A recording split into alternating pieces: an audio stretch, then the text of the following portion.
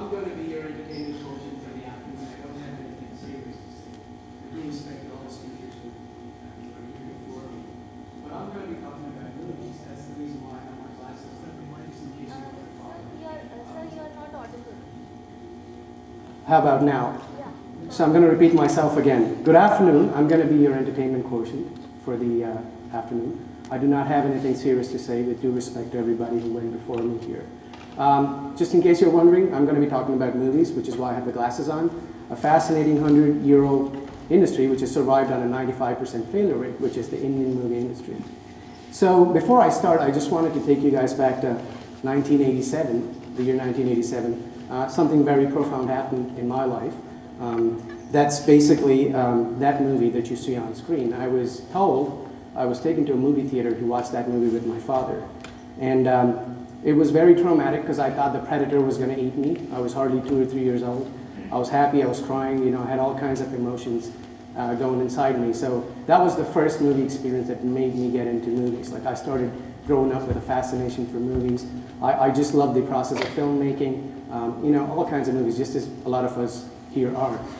And then, so one fine day, I went up to my father and I told him I wanted to be a part of the movie industry. So, well, that's not him, but he shared a lot of traits like him. He's an accountant. So he went back to his little board and he started talking about, and he asked me, are you taking probability yet? I said, yes. So you want to be like this movie star, right? Who's the biggest movie star now? Like, I said, Shah Rukh Khan. So he's like, okay, so do you know how many people actually want to be like him? I'm like, I don't know, maybe 10 million, 15 million people in the country. And how many of them actually get to be one? I'm like, well, one. So what are the odds? 1 in 20 million. He's like, okay, what if you decided to ace the IIT engineering exam? Okay, how many people actually take it? 600,000, 700,000 maybe? What are the odds that you're actually going to make it? Well, the top guy, like 1 over 600,000. So he's like, what is a better fraction to be in? So my glasses came off. I was scared. 95% failure rate. Man, I'm going to stay away from that industry, you know, because I'm scared of failure. So I did the right thing, like most of us here. I got myself a degree in engineering. I got myself a degree in master's in business administration, postmaster's specializations, and I started working around the globe, Europe, North America, Africa, here in India. And I started studying the impact of policies on business cycles, product performances, political economies, specifically understanding the role of policies and politicians in shaping up economies. And so, you know, life was pretty good, but then in the darker recesses of my brain somewhere, you know, that nagging feeling, you know, why do 95% of people actually fail in that industry? Why do 95% of the products fail in that industry? You know, that was something that was still of some curiosity to me. And so I set myself on the journey of understanding what is really happening in the Indian movie industry, which is like almost 100, or more than 100 years old now. Like with any analysis that we do, I wanted to look at the macro picture and the micro picture. So I started off with the macro picture, which was like basically looking at what is happening across the world. The largest market, the entertainment market in the world today, as we all know, is the United States of America. With about 40,000 screens, that's approximately 7,800 people per screen, as opposed to India, which has about 14,000 screens. And mind you, data in India could be faulty. We still do not know how many theaters we have. Well, we still do not know how many people live in India. Like, we come up with numbers like 1.3, 1, 2, 3, 4 billion. So we don't know the exact numbers. But that's a close approximation, I can tell you. And that's like about 95,000, 96,000 people per screen. So that's where we stand in the big macro picture. And if you see the volume of the movie business across the world, we're right up there. We're the world's largest market in terms of ticket admissions. These are, you know, statistics collected from worldwide sources which are authentic, like Rentrak. And we've hit about 2 billion in admissions, followed by, you know, you have markets like US, China, Mexico, and South Korea, which is now picking up. And if you were to look at the value market, you'd actually see that, you know, that's because of exchange rates. That's not India's problem. You know, that's the way the dollars and the rupees are all set up in a floating exchange regime. So we're number 5, and I'm not really bothered about France and Japan. That's happening because of their currencies. So the macro picture, we all know these numbers, right? I mean, we're all fed about these numbers in our business journals and economic times and what have you. Like all these kinds of newspapers are already giving you this information. But what if I told you we are heavily, under-entertained, unevenly entertained as a country? Less than 6 to 8% of India just goes to the movie theaters. And I'm not even being conservative here. I mean, I could tell you like the movie-going population is less than 100 million people. And we're like, what, 1 billion? And then since 2007, something strange has been happening. A lot of Indians have stopped going to the movie theaters. And the estimates are 41% of them actually stopped going to movie theaters since 2007. And to make things better, 95% of the movies we make fail at the box office. So the idea is, well, some people think software is a good export for India, but I think culturally speaking, our movies are our biggest export. And they form a definition of India for India outside, the country. So if you were to really look at this industry as a whole, the macro picture, there's a need for us to statistically collect data, understand the risks that are involved in the movie making, and the odds. The reason why I'm saying this is because there are a lot of people with shattered dreams, a lot of people who are depressed, people who kill each other, and a whole bunch of other bad things. And these are all going unaddressed. And what we see in the movies is just the top 10%. We don't get to see much about the bottom 90%, which is the reason why I thought we should have a structured research for movies here in India. And we also believe if we can bring that 95% down to maybe like 80%, marginal decrease could result in tremendous profits for producers and studios alike. So in the year 2009, I started my research on the movie industry. And then, because the data was so difficult to find, we first wanted to understand what was happening in India in terms of movie theaters. And so we came up with something that's not a heat map, that's not an agricultural map. That's an entertainment map of India. Everything in the green out there is heavily, it's got a lot of theaters there. So you see South India has got more than 500 theaters. Like all those South Indian states have a lot of theaters.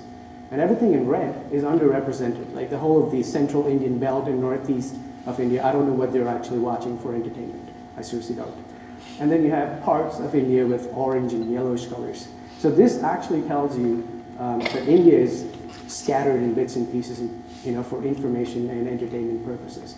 So, if you're down south, it's just frenzy. I mean, if you're watching movies down in South India, you could actually, get into trouble for saying that you don't like a certain movie because the faction of people on the other end who belong to the fans of the other hero might actually manhandle you or even beat you up because you thought the other guy's movie was bad. It's that intense down south. And South Indian territory contributes more than 70% of the revenues for the overall Indian film industry, not even Bollywood. So if you actually see what's happening to the movie revenue windows, you have the theatrical windows and you have the non-theatrical windows. We all know what the theatrical windows are. You have your single screens, which are these small theaters, outdated technologies, and projectors which are possibly 1K or 2K projectors.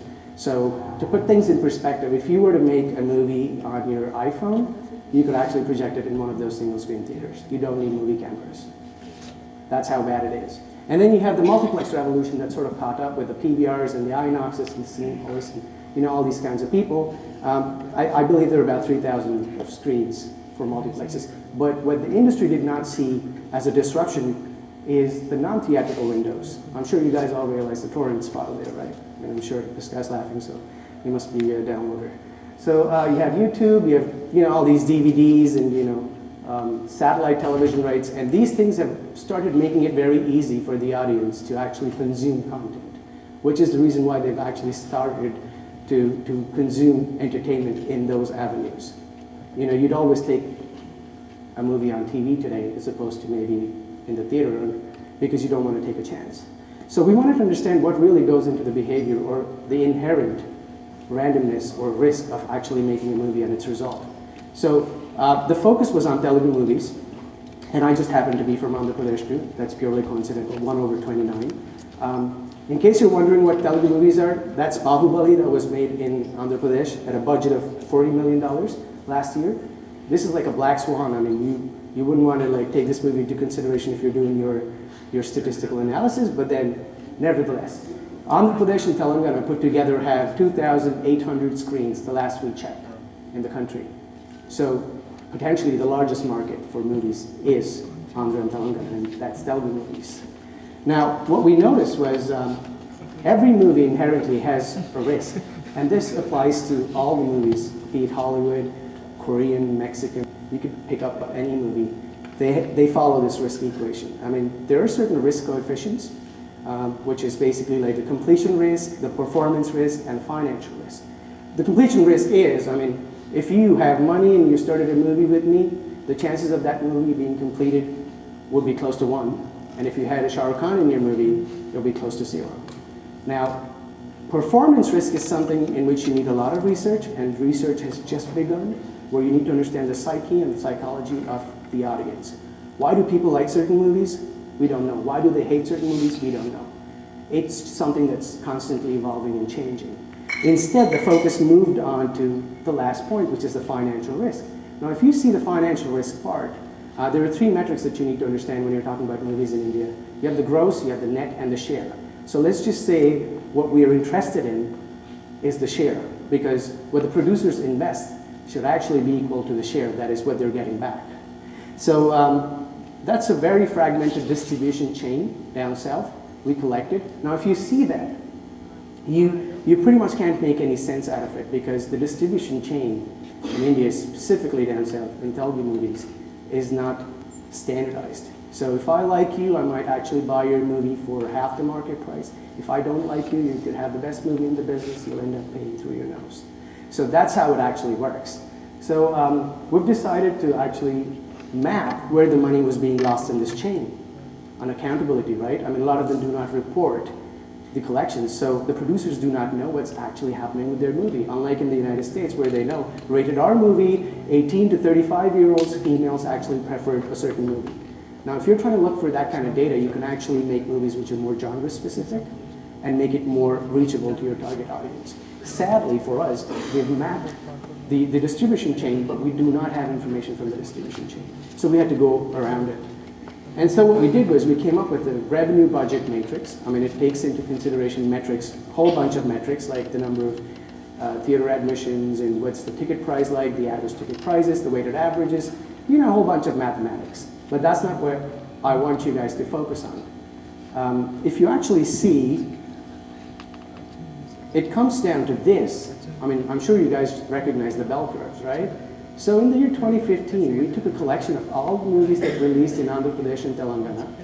We somehow had to talk to the producers, the distributors, the trade circles, to see what kind of money was actually being made from these movies. Strangely, the blue curve that you see is a positive skewed curve. So you see there's a bit of a skew. It's heavily stacked to your right. And the industry guys were like, that's where all the failure lies. I mean, what you see at the bottom is the revenues axis. And they're like, you see, I mean, our movies are failing because that's where all the movies are. But I'm like, what about your budget curves? And nobody would actually tell you the right figures, right? I mean, I'm not going by the figures that are published in the newspapers or what is being told on TV. We understand the inherent technology that is used in a movie to actually assess the budget of a movie. So through some approximations, we came up with a budget curve. Wow. This looked like Ranbir Kapoor and that looked like Katrina Kaif. Okay, fine, this looked like Katrina Kaif and that looked like Ranbir Kapoor. So I was trying to come up with some kind of a statistical correlation for them, stochastic analysis, what have you. There was nothing in common with these things. So we tried to educate people and tell them, listen, your budgets have to be in proportion to what the market can actually generate. But it seems like it is too early for them to understand these curves. And so if you go and really understand what's the trade-off like, if you were actually investing 100 rupees on your movie, it needs to perform at a minimum of 336% for you to make that investment back. And from there on, it's profits. And I'm talking about a state which has very little in entertainment taxes that's being lost in the revenue stream. So if you're talking about some industries where it could be in Bihar or Jharkhand, you could be paying more tax, which means that number will be much more higher. than what you're actually paying in Andhra Pradesh. So all of this put together makes me realize, I mean, why are movies failing and how is it even possible that this industry has survived this long? Because it's very similar to gambling. I mean, the inherent nature, the oldest known entertainment or sport to mankind, like gambling. People just want to know what are the odds of them making a lot of money because the ratios are extremely high. But they're not understanding the payoffs. They're not understanding the odds. Instead now, what we're trying to tell people is start thinking about it like the forex market or the futures market. So you need to, I mean, there are obviously people who are making movies for passion. We're discarding them here. But then majority of them that we talk to are just there because somebody told them you could make a lot of money on movies. But inherently, this is what you're looking at. They're gambling all the time. And given the failure rates, more often than not, they're always on the failure side and they're complaining that the industry is pretty bad. So if you have enough information, you can actually do speculative investment on the movies, which is going to reduce the inherent risk. Some of the studios in India are already following this, but then you still need the larger proportion of the production houses to come to terms with this fact that if you have the right data, you can make the right investment and then mitigate the losses. And so enough of the theory and logic, you guys might be thinking. Everybody in this world, ever heard of this saying, everybody in this world, you know, they have two jobs, their day job and that of a movie critic.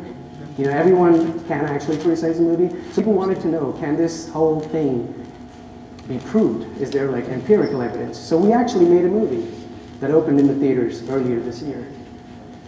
That's me in the mask, by the way. So we've done some mathematics, we've done a focus group. We started asking people, what is it about Telugu movies that's pissing them off? They're like, well, the same old genre, we're pissed off. So we decided, why not make a movie on financial economics? And is it going to be accepted or not? So we did the calculations, and we hit a number for the budgets. And so we came up with a minimal investment pattern for the producers, and they invested on it. Sadly, theatrically, the movie has underperformed, but they were prepared for it. But now, I think the movie is being made into a comic book, and they're trying to realize the impact of investing on a movie. They're not looking at it like a dead investment. The theatrical run is over, I'm done with my movie. Instead, now they're focusing on how to generate revenues from the intellectual property that they invested on. So it's working well for them, good for me.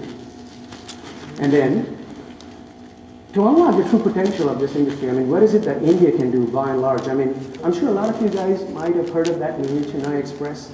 All of us know it's a huge success, and there are lots of subjective opinions that are flying around saying why the movie was successful.